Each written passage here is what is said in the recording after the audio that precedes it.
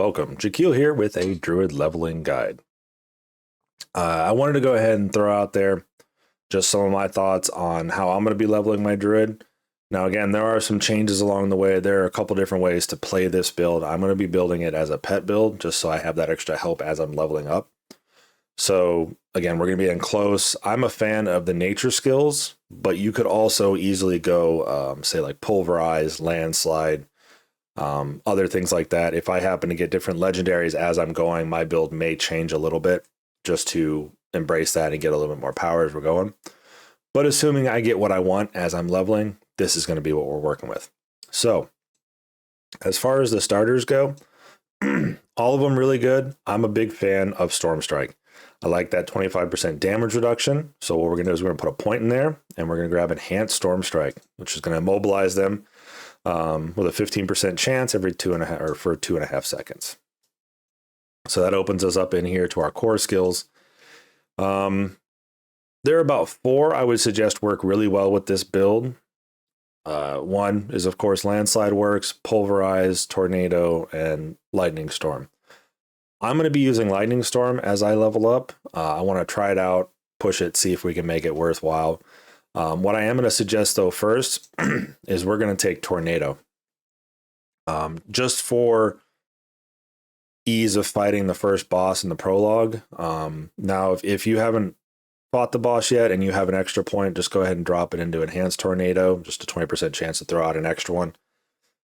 This worked really well, being up close, and this one, it just takes a little bit too much spirit early on to fight the boss, and it doesn't hit as hard as I would like.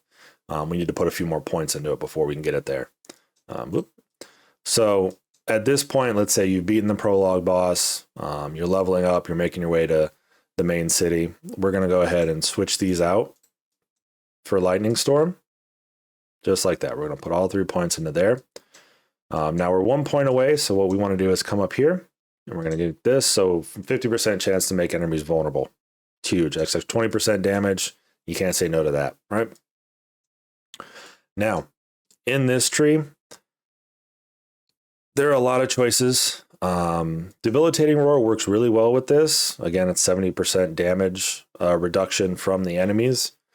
But I wanted something that's a little bit more constant and I don't have to activate, because that's, even if you put just 1 point in it, that's 22-second cooldown. Same with Earth and Bulwark, it's a 16-second cooldown. I wanted something that's active all the time, and then when I activate it, it does extra stuff, right? So I chose to go with Cyclone Armor. It's 10% non-physical damage reduction. There also is a legendary that can give you physical damage reduction as well with it to synergize. So that's another thing you can get. I'm going to do this. It's also going to slow them, which is important for later on. Now you can do vulnerable as well with this one, or this here. It basically just says every 10 seconds, Cyclone Armor intensifies, causing incoming damage to grant you 30% damage reduction for 2 seconds. Now that doesn't say that we have to activate it. It just says every 10 seconds it intensifies. And if we happen to take damage, that's a 30% damage reduction for 2 seconds. So I feel like that's really strong because it's just a passive. Right? It's just active in the background working for you. So now we want to get to our pets, but we need 2 more points in here. A couple of things you can do. You can put points into here. We're going to come up here and do this later for critical strike chance, or we can drop one into here and here. Now you can do it either way you want. You can put a point into there and then a point into here, or whichever skill you're using here. So now that opens us up to the pets. So what I'm going to suggest is we go with the werewolves, or the wolves first. Sorry, I want them to be werewolves. Later on, we'll get there. Later. Then we're going to go ahead and grab enhanced wolves. So that's where we get immobilized, stunned, slowed, or poisoned enemies. They're going to take 20% more damage from our wolves. That's where all of the extra stuff comes in handy. And that's why Debilitating Roar works so well with this, because it's going to slow enemies as well as fortifying you and lowering their damage. If I happen to get the legendary where Debilitating Roar works on poisoned enemies after I have Vine Creeper, you'd probably see me switch over to that one, just because it's just going to immobilize the entire crowd after it's already been immobilized from being Vine Creeper. So just my thoughts. A lot of this depends on what gear you get. I'm planning on not depending on my gear for this build, so that's where we're going with it right now. Next up, we're going to go ahead and grab Vine Creeper and Ravens just so we can have it. Now that's all of our 6 skills. So we got Storm Strike, Lightning Storm, Cyclone Armor, Wolves, Vine Creeper, and Ravens. That's all of our hotbar. Now we can get down in here, but we need one more point. What I'm going to suggest is we go ahead here and it just increases the immobilizing duration by 1 second. So now that we have access to this tree here, we're going to drop a point right here. So basically our poison enemies are now slowed, just doubling down on all that.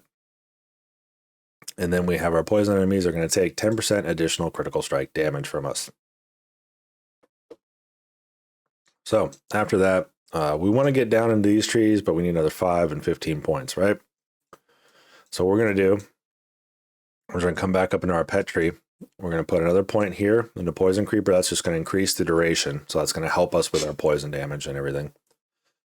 Because in the server slam, just let you guys know, because this one looks really good. It's critical strike chance of 20%. That is a good option. I'm not saying it's a bad option.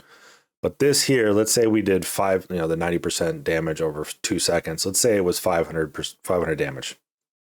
When you take that node, this one here that increases it by 3 seconds, it's going to double that damage almost. Take it up to about 1,000 or so. So that's huge.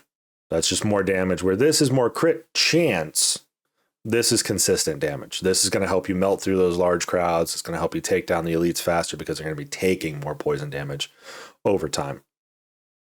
Then we're going to come over to the Ravens here. Now you can choose to put points in Ravens. I'm going to go ahead and put them in here just to keep them vulnerable.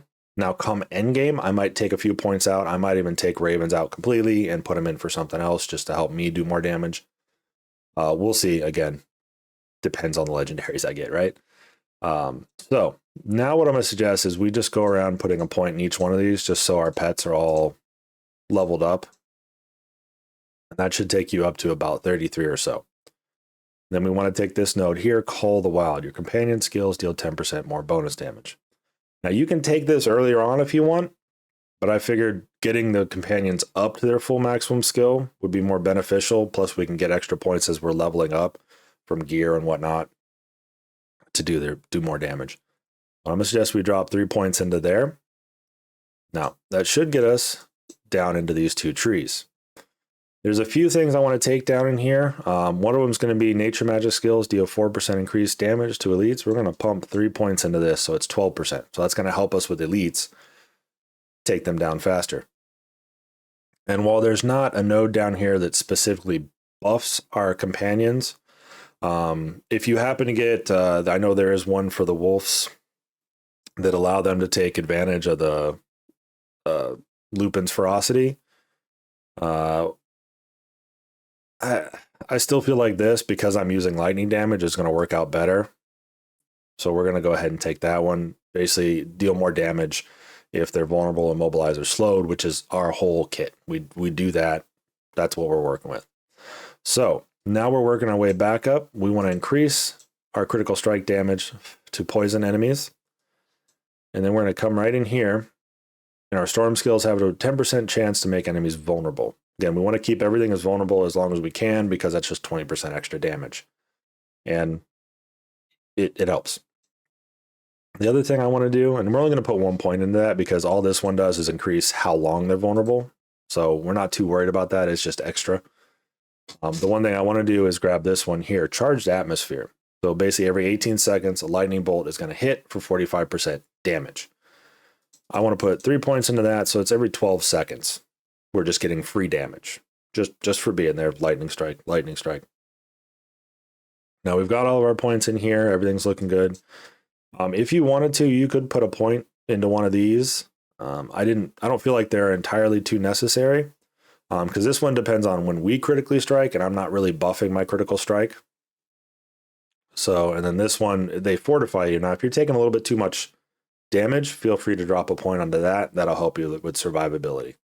So next up, we're going to come up here. We're going to drop 3 points into this. Critical strike chance against close enemies is increased by 6%. So we've got 9 points left. We're going to put 3 here. We're going to put 2 here. And then we're going to dump 4 into this one, which is going to up our physical, or our physical damage reduction by 14%. So that's basically my build and what I'm thinking. Let me know in the comments down below what you guys are thinking. Remember to like and subscribe for more Diablo content. And I'm going to link this down in the description so you guys can take a look at it if you want. I'm also going to put some of the gear selections in there. But other than that, yeah, looking forward to launch. Can't wait to jump in there. Hope I see some of you guys in there. You have a good one.